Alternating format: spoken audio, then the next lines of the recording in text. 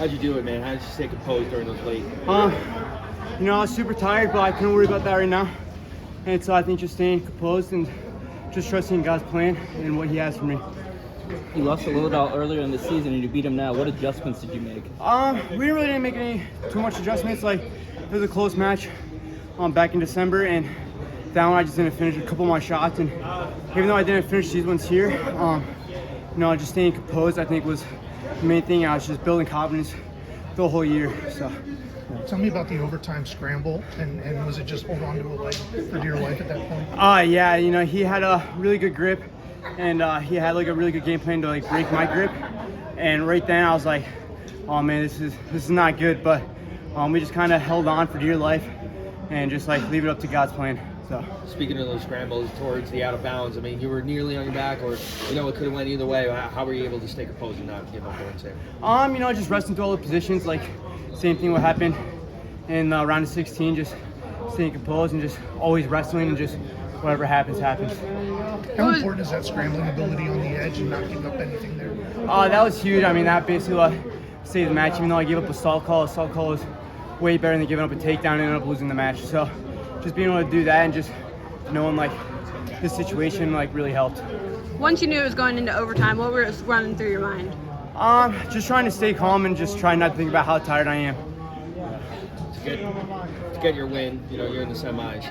What do you need to do? I think just recover, go back, get good nutrition, rehydrate, and just keep it going for the semis. What was the plan for the ride in the tiebreaker? Because that felt like maybe the best ride of your life.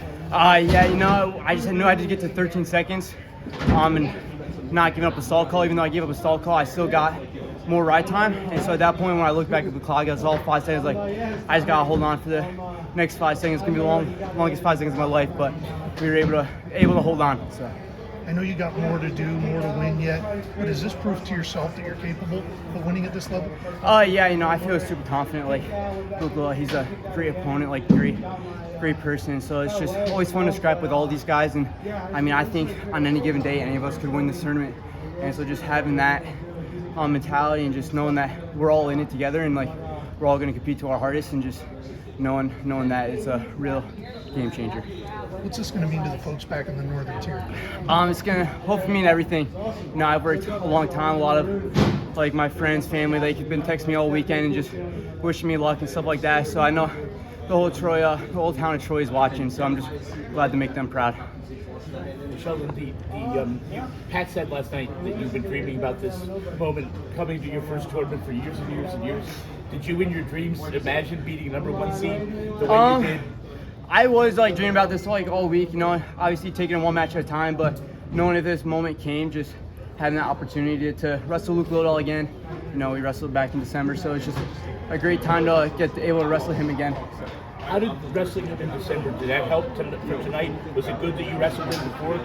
Yeah, obviously, getting like that tough opponents like during the season, like it's all leading up to this. Like this is the biggest tournament of all our lives. So just having like that experience and just being prepared for this moment was really helpful. Getting like to wrestle him in December. So.